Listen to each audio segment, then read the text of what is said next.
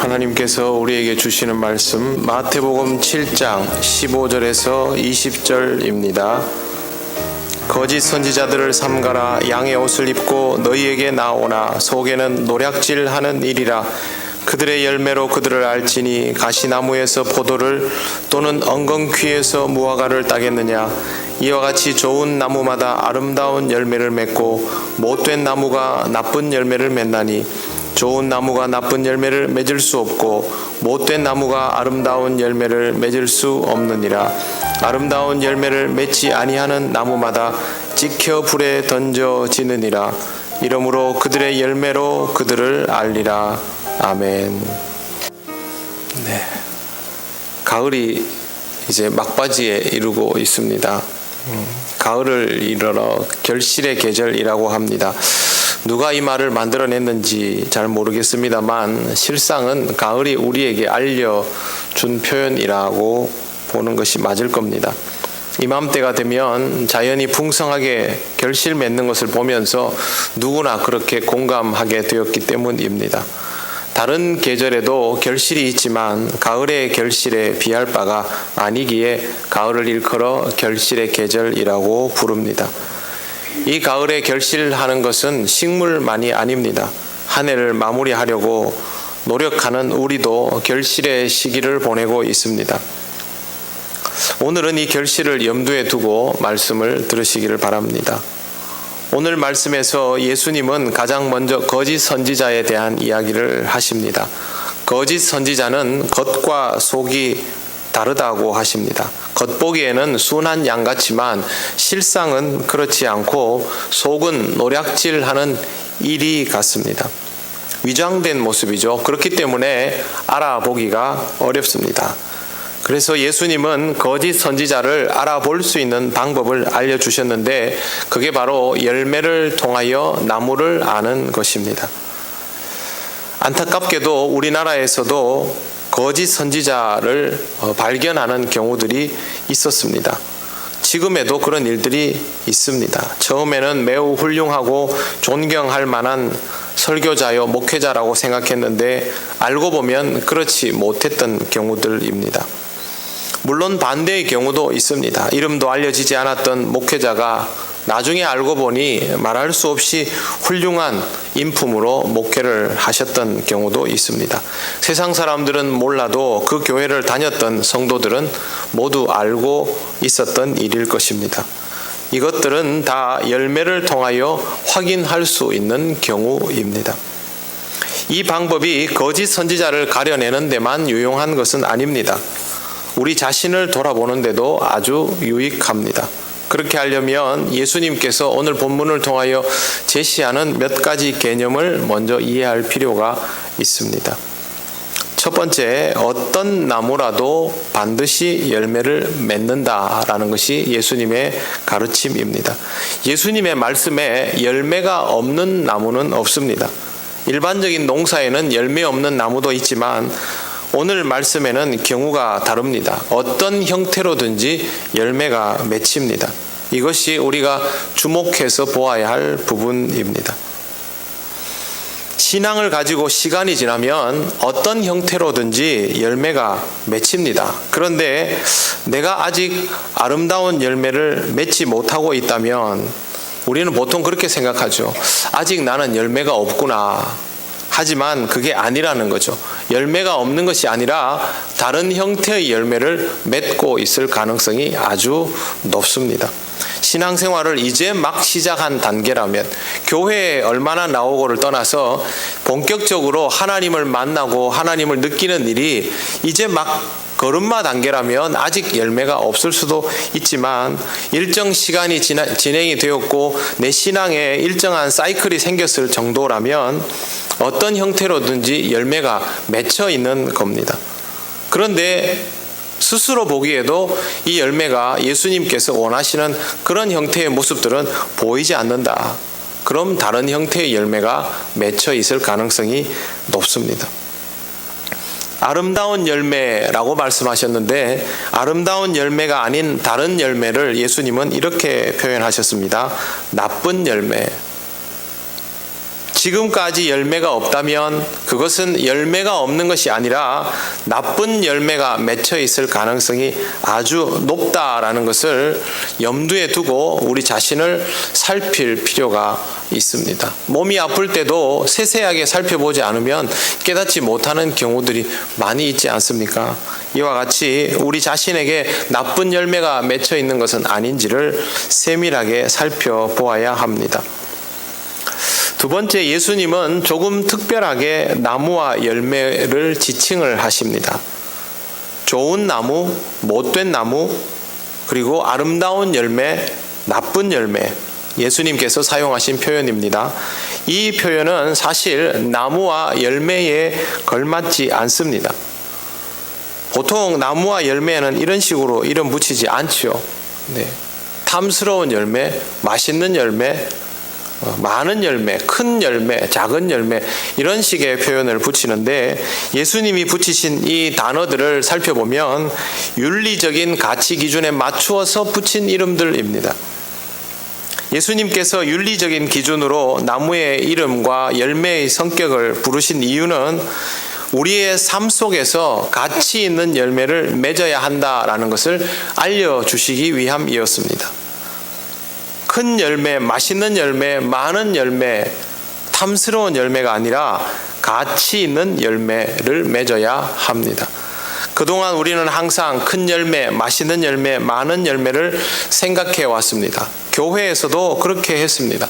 복음 전하는 일도 전도된 사람이 얼마나 제대로 성장하는가, 신앙적으로 뿌리를 내리는가 보다는 몇 명을 교회에 더 데리고 왔는가라는 것에 초점이 맞추어져 있었습니다. 제가 예전에 대구에서 사역할 때 교회 권사님 한 분이 1년에 150명 그 정도를 전도를 했습니다. 보통 100명을 우습게 넘겼습니다. 남들이 보기에는 엄청난 일이고 교회에서 전도왕이라고 상도 줘야 되는데 문제는 그 다음입니다. 그렇게 많이 데리고 온 사람이 관리가 안 되는 겁니다. 그 사람들을 관리하는 일이 그 사람을 데리고 오는 일보다 사실은 훨씬 어려운데 해마다 그렇게 막 데리고 오고 관리는 교회에다 맡깁니다. 그때부터 교회 안에서 이걸 어떻게 받아들여야 되나 큰 고민이 시작되었고, 그걸로 인하여 전도의 정책 자체를 손을 보아야만 했던 일이 있었습니다. 그러나 여전히 지금도 한국교회는 교회에 몇 명을 데리고 오느냐에 초점이 맞추어져 있습니다. 데리고 온 사람이 얼마나 한 사람이라도 제대로 뿌리를 내리고 신앙을 가지고 하나님을 온전히 만나고 있느냐, 거기에 초점이 맞추어지는 것이 옳습니다. 좋은 교회의 기준도 이웃을 사랑하고 섬기는 힘이어야 할 텐데 그게 아니라 얼마나 크고 아름다운 건물을 가지고 얼마나 많은 사람들이 다니고 있느냐가 기준이 되어 왔었습니다. 심지어 교회의 직분자를 세우는 일도 사회적 지위와 재력이 영향을 미쳤던 세월이 많습니다. 그러다 보니 교회의 직분도 벼슬처럼 된 것이 사실입니다. 바로 이런 것들이 큰 열매, 맛있는 열매, 많은 열매, 탐스러운 열매입니다. 이런 열매가 아름답다면 금상첨화이겠지요. 하지만 현실적으로 그러기는 어렵고 오히려 부작용이 많았습니다. 예수님이 말씀하신 아름다운 열매는 이것과는 다른 차원입니다. 우리가 맺어야 할 열매는 아름다운 열매입니다. 세 번째, 아름다운 열매를 맺어야 좋은 나무라고 할 수 있다고 말씀하십니다. 좋은 나무가 되려면 아름다운 열매를 맺는 생활이 있어야 합니다. 가장 아름다운 열매는 생명의 열매입니다. 예수께서 공생의 기간 동안 뭘 하셨는지를 보면 쉽게 알 수 있습니다. 제일 먼저 복음을 선포하셨습니다. 죄로 인해 죽을 수밖에 없는 사람들에게 구원을 말씀하실 뿐만 아니라 그들의 죄를 사하여 주셨습니다. 사람들을 사랑하여 주셨고 용서해 주셨습니다. 세리와 죄인의 친구가 되어 주셨습니다. 이렇게 하시면서 한 생명 한 생명이 구원을 받고 하나님의 자녀가 되었습니다. 이 생명의 열매가 모두 아름다운 열매인 것입니다. 아름다운 열매를 맺는 일은 결코 쉽지가 않습니다. 충실한 과정 없이는 맺혀지지를 않는 열매가 바로 아름다운 열매이기에 마음만 먹는다고 되는 일은 아닙니다. 사도 바울은 이를 위하여 9가지 열매를 제시를 해 주었는데 그게 바로 성령의 열매입니다. 성령의 열매는 결과물의 열매가 아니라 과정 속에서 생기는 열매입니다. 과정이 건강한가 아닌가를 살피려면 성령의 열매가 있는가 없는가를 먼저 살펴보면 됩니다.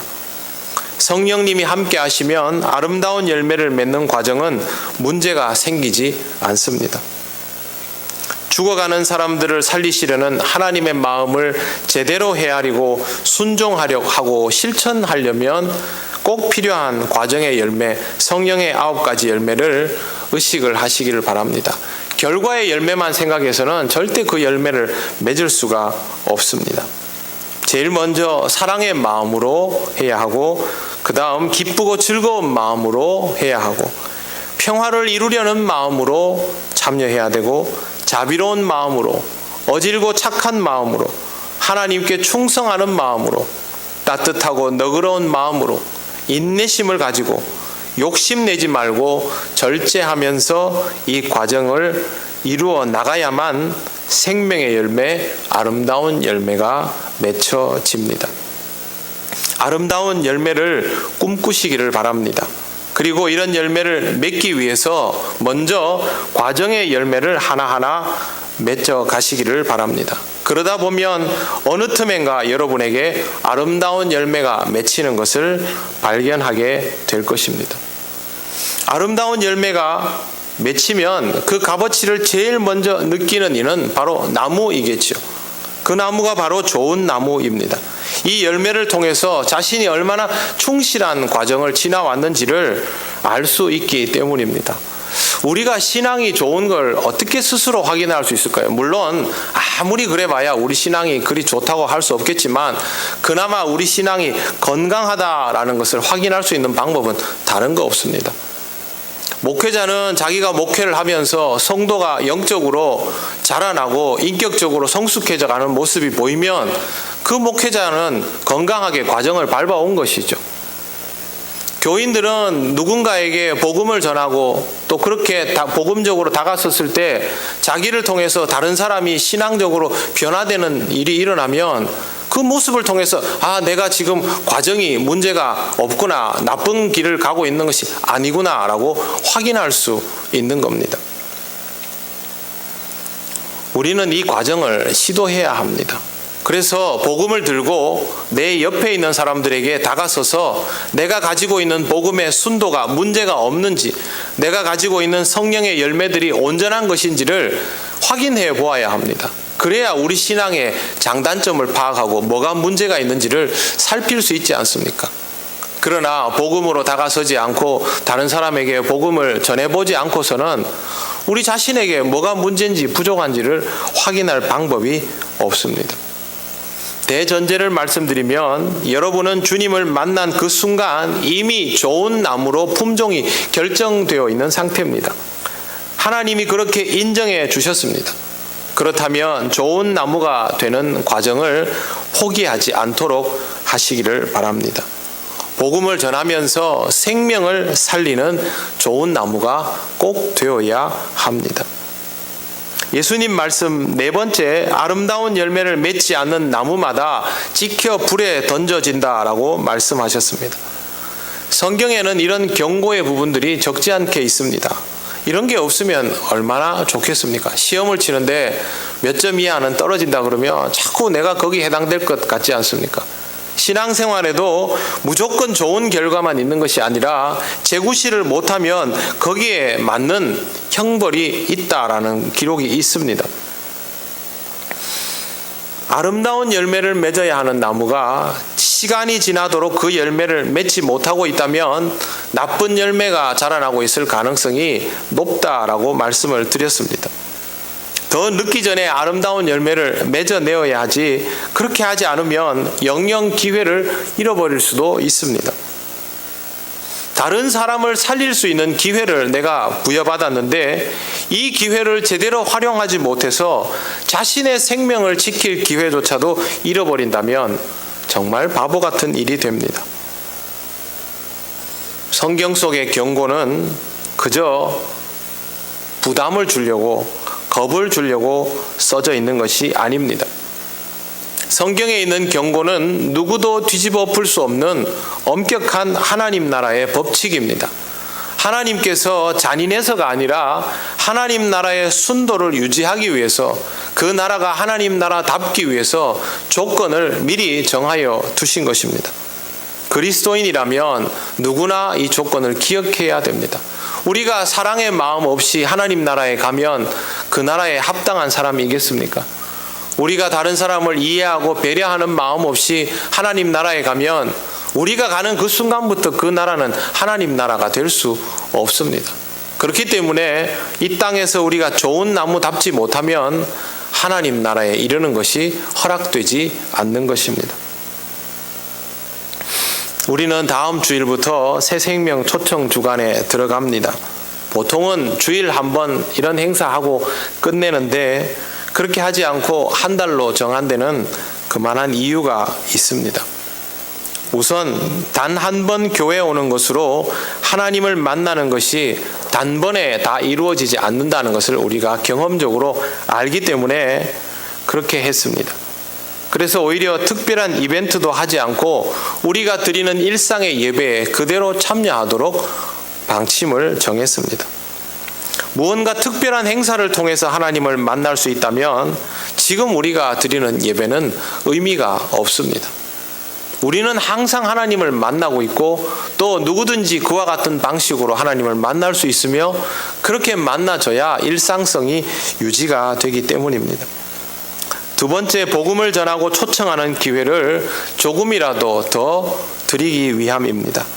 당장 다음 주가 아니더라도 기도하면서 복음을 전하다 보면 언젠가는 길이 열리는 것을 경험하게 됩니다.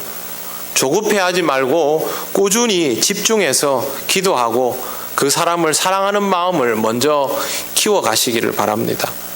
복음을 전해야 되겠다라고 해서 교회에 데리고 나와야 되겠다라는 생각부터 하지 마십시오. 그런 방법이 틀린 겁니다.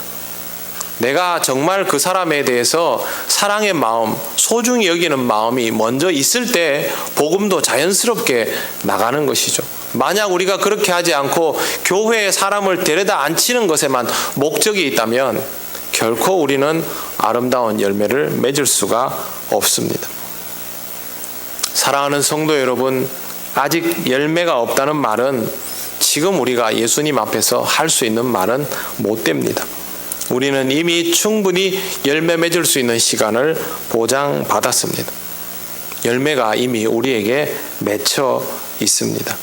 이 열매의 실체가 무엇인지를 확인하는 한 주간이 되시기를 바랍니다.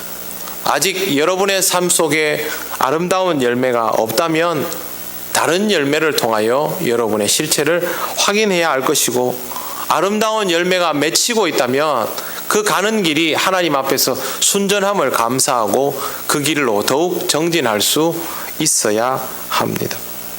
잘못된 열매를 맺고서 나도 모르는 사이에 내가 바른 길을 가지 못하게 된다면 그보다 안타까운 일이 없습니다.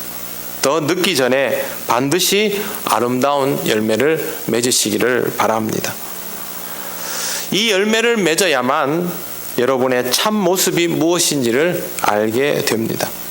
하나님은 여러분이 참 모습을 회복하기를 원하십니다. 우리의 진짜 실체가 무엇일까요? 이 세상에서 살아가는 이 모습이 우리의 실체일까요? 아니면 하나님께서 회복하여 주시려는 모습이 우리의 실체일까요? 아름다운 열매를 맺는 자는 하나님이 회복하여 주시는 모습이 우리의 실체임을 깨닫는 사람이고, 아름다운 열매를 맺지 못하는 사람은 지금 이 세상에서 살아가는 이 모습이 실체라고 받아들이게 될 것입니다. 진짜 여러분의 실체를 찾으시기를 바랍니다. 하나님을 멀리하고 하나님 나라를 불편해하는 모습은 여러분의 진짜 모습이 아닙니다. 복음을 힘들어하고 어려워하고 낯설어하는 모습도 여러분의 진짜 모습이 아닙니다. 하나님을 사랑하고 하나님을 기뻐하고 하나님께 영광을 돌리고 싶어하는 마음이 여러분의 진짜 모습입니다. 이 마음을 회복하시기를 바랍니다. 아름다운 열매를 맺는 여러분을 하나님은 기뻐하시고 좋은 나무라고 불러주실 것입니다. 좋은 나무를 정성 다해 가꾸어 주시는 하나님으로 인하여 앞으로 더욱 풍성한 신령한 결실을 맺어내시는 여러분이 되시기를 바랍니다.